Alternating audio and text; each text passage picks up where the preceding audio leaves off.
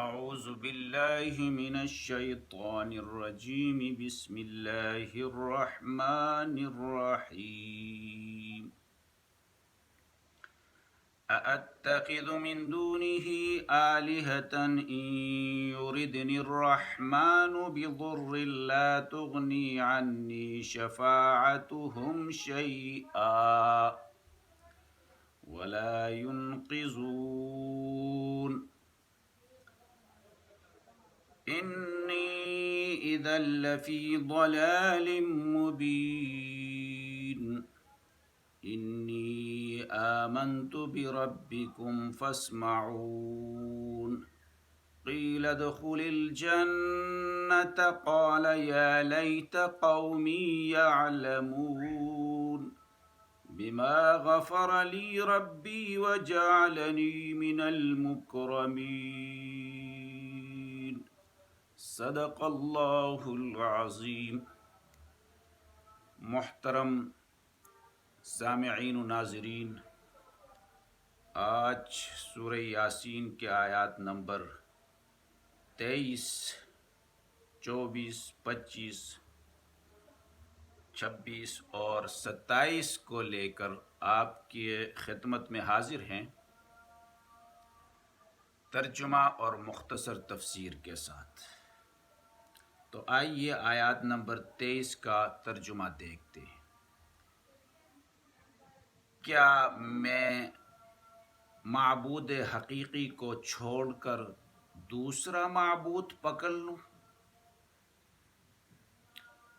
اگر معبود حقیقی رحمان مجھے تکلیف میں ڈال لے تو ان کی سفارش مجھے کچھ کام نہیں آئے گا اور نہ وہ مجھ کو چھوڑا سکیں گے۔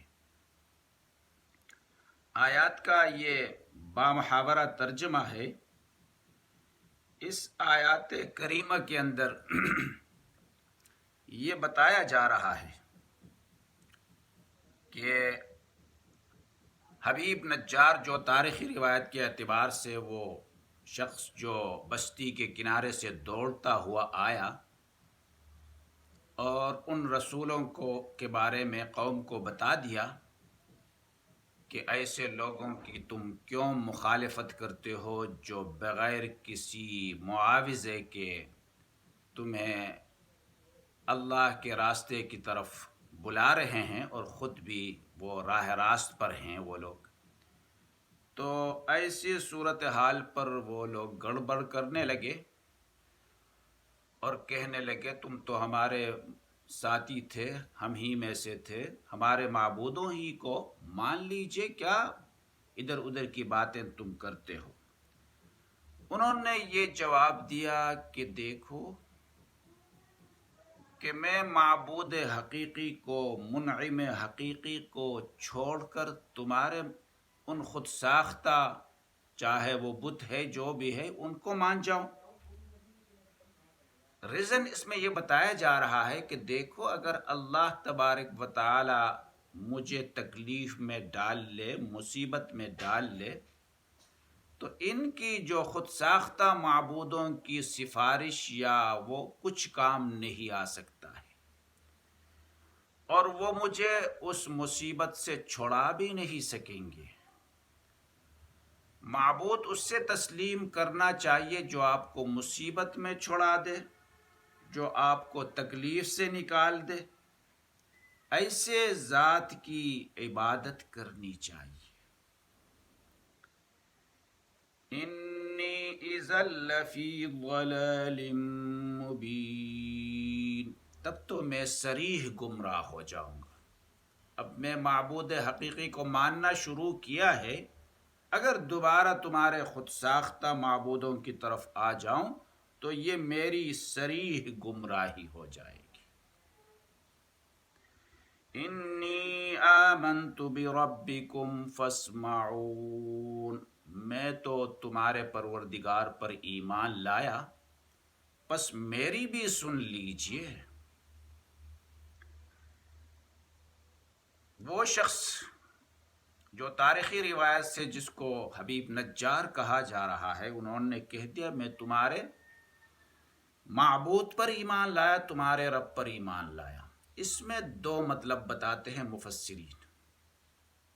ایک تو یہ ہے کہ اپنی قوم سے کہا کہ دیکھو جس معبود کی، جس رب کی عبادت میں کرتا ہوں، یہ رسول ان کی طرف بلا رہے ہیں، یہ تو کوئی اکیلا میرا رب نہیں ہے، یہ مشترکہ ہے، تمہارا بھی رب ہے، اور تم سمجھنے کی کوشش کر لو اور میرے بات کو ماننے کی کوشش کر لو۔ ایک بات یہ ہے۔ دوسری بات، انہوں نے ان رسولوں کو مخاطب کر کے بتا دیا کہ دیکھو میں تمہارے پروردگار پر ایمان لایا ہوں، تم میری بات سن لیجئے۔ کہنے کا مقصد یہ تھا کہ اتمام حجت کے طور پر کہ قیامت کے دن میری گواہی دو گے تم لوگ کہ میں تمہارے رب پر ایمان لایا ہوں، اپنے بت پرستی کو، اپنے توہم پرستی کو، خود ساختہ معبودوں کو میں نے چھوڑ رکھا ہے۔ اس کے بارے میں ایک مفسرین ایک مسئلہ یہ بھی بتاتے ہیں کہ یہ شخص شہر کے آخری دروازے کے ساتھ رہا کرتے تھے۔ اصل میں زمانہ قدیم میں شہروں کو فصیل بنا کر دروازوں میں تقسیم کرتے تھے، جیسے کہ پشاور کئی دروازوں پر تقسیم تھا۔ ایسا ہی سورہ یوسف میں آیا ہے، یعقوب علیہ السلام اپنے بیٹوں کو کہتا ہے یا بنیا لا تدخلوا من باب واحد وادخلوا من ابواب متفرقہ، کہ ایک دروازے سے داخل نہ ہونا، مختلف دروازوں سے داخل ہونا۔ تو اس شہر کے بھی کئی دروازے تھے اس پہ داخل ہونے کے لیے، چاہے وہ شہر انطاکیہ ہی سمجھ لیجیے آپ، جیسا کہ تاریخی روایت سے بیان کیا جا رہا ہے۔ تو وہ شہر کے آخری دروازے کے ساتھ رہائش پذیر تھے۔ ادھر سے وہ رسول داخل ہو گئے، اولاً دو پھر تیسرا۔ داخل ہونے کے فوراً بعد انہی کے ساتھ ملاقات ہو گئی اور ان سے دعوت و تبلیغ کے سلسلے میں، معبود حقیقی کے سلسلے میں گفت و شنید شروع ہو گئی۔ اب اس شخص کے بارے میں لکھا جا رہا ہے کہ وہ شخص جذام کی بیماری میں مبتلا تھے اور 70 سال گزر چکے تھے اس کے اسی بیماری میں، اور اس کے جو اپنے خود ساختہ معبودین تھے ان سے فریاد کرتے تھے، ان سے صحت مانگتے تھے، لیکن 70 سال میں کچھ بھی نہیں ہوا۔ اب یہ لوگ جب داخل ہو گئے، انہوں نے ان سے دعوت و تبلیغ کے سلسلے میں بات کر لی، معبود حقیقی کے بارے میں بات کر لی۔ انہوں نے کہا کیا تمہارا معبود مجھے اس جذام کی بیماری سے صحت دے سکتا ہے؟ ان رسولوں نے کہا وہ تو معبود حقیقی ہے، سپر پاور ہے، قدرت اس کے پاس ہے، یقیناً وہ صحت دے دے گا۔ وہ خوشی خوشی مشرف باسلام ہو گئے، اور ان رسولوں نے جب دعا کر لیا وہ صحت یاب بھی ہو گیا، جذام کی بیماری سے بالکل ٹھیک ہو گیا، اس لیے کہ صحت شفا اللہ کے ہاتھ میں ہے۔ اور اس کے بارے میں یہ بھی لکھا جاتا ہے کہ وہ خوشی کے مارے آئندہ جتنے بھی وہ روزمرہ کمائی کرتے تھے اس کا آدھا حصہ اللہ کے راہ میں بھی خرچ کرتے تھے وہ۔ اگلا آیات دیکھ لیجئے، قیل ادخل الجنت قال یا لیت قومی یعلمون، کہا گیا کہ جنت میں داخل ہو جاؤ۔ اس شخص نے کہا ہائے کاش میرے قوم کو پتہ چلتے، بما غفر لی ربی وجعلنی من المکرمین، جس سبب میرے رب نے مجھے بخش دیا اور مجھے باعزت لوگوں میں شامل کر لیا۔ آیات کا، ان دو آیات کا ترجمہ ہے جنت میں داخل ہو جاؤ۔ اس کے بارے میں مفسرین مختلف لکھتے ہیں کہ جب یہ شخص اپنے قوم کے خلاف ہو گئے، ان رسولوں کے حامی ہو گئے، تو قوم ان کے مخالفت میں، ایک روایت میں یہ ہے کہ ان کو زود و کوب کر کے جان سے مار ڈال لیا۔ دوسری روایت یہ ہے کہ پتھروں کی سنگباری ان پر کر لی اور اس سے وہ شہید ہو گئے۔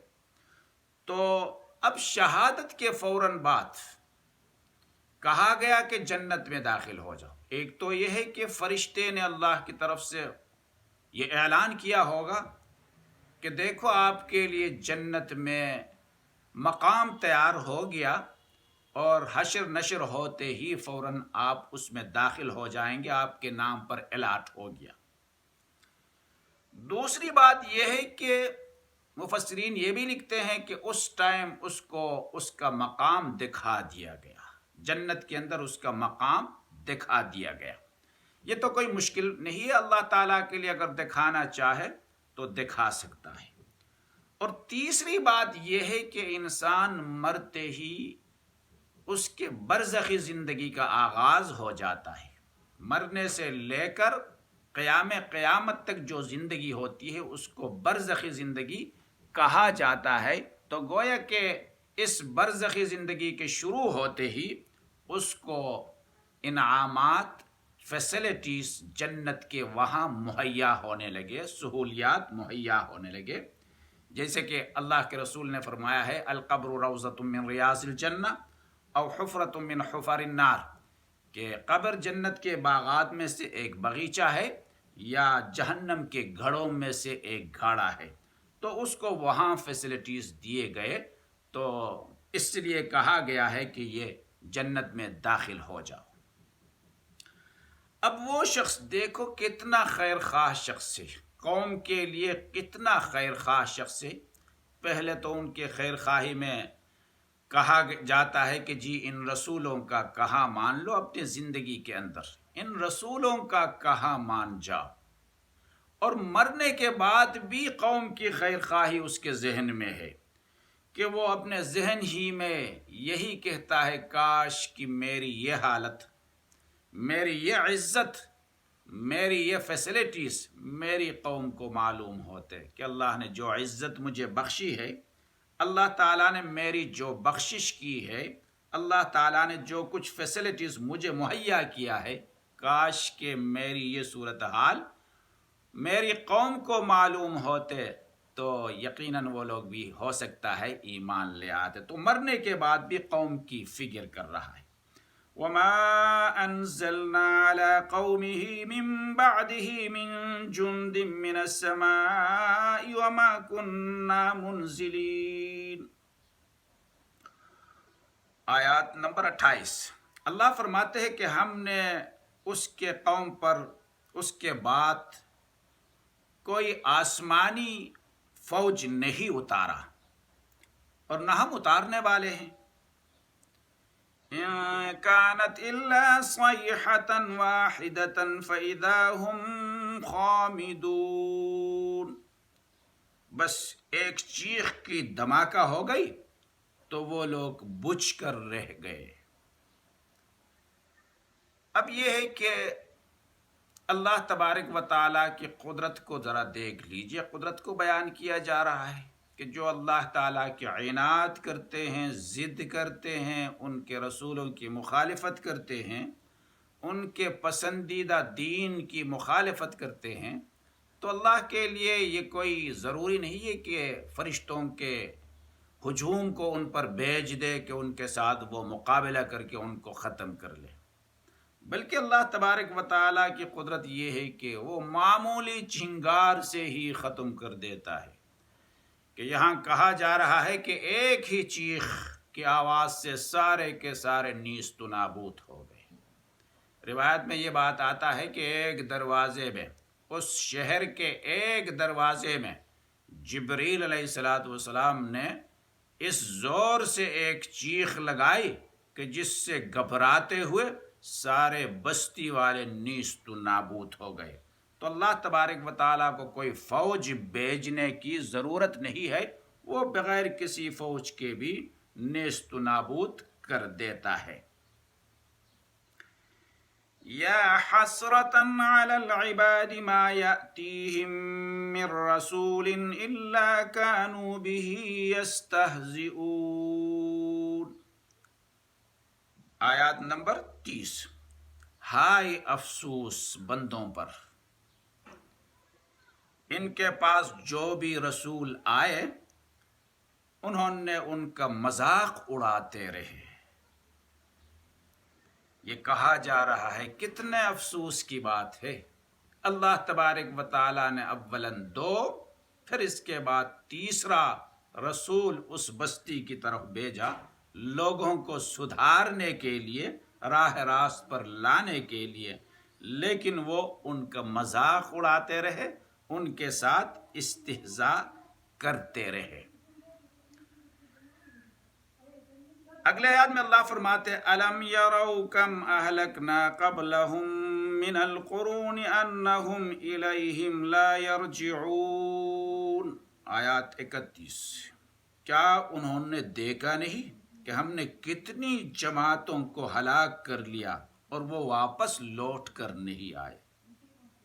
عبرت کے لیے قرآن کے اندر بہت سارے واقعات اللہ تعالیٰ بیان کرتا رہتا ہے، اس کا مطلب عبرت ہے کہ قوم سمود کے ساتھ اس طرح ہوا، قوم عاد کے ساتھ اس طرح ہوا، فرعونین کے ساتھ اس طرح ہوا، صالح علیہ السلام کے قوم کے ساتھ اس طرح ہوا، قوم لوط کے ساتھ اس طرح ہوا۔ اسی طرح کے واقعات ان لوگوں کو بھی بتا دیے گئے تھے، ان کو عبرت حاصل کرنا چاہیے تھا کہ دیکھو زمانے کے وقت کے نبی کی مخالفت جب کی جائے تو اس کا انجام بد ہوتا ہے، برا ہوتا ہے۔ جن لوگوں کو اللہ مٹا دیتا ہے ان کی واپسی نہیں ہوتے ہیں۔ وَإِن كُلٌّ لَّمَّا جَمِيعٌ لَّدَيْنَا مُحْضَرُونَ، ہر ایک کو یعنی سب کے سب کو میرے سامنے حاضر ہونا ہے، سب کے سب کو حاضر کر دیے جائیں گے۔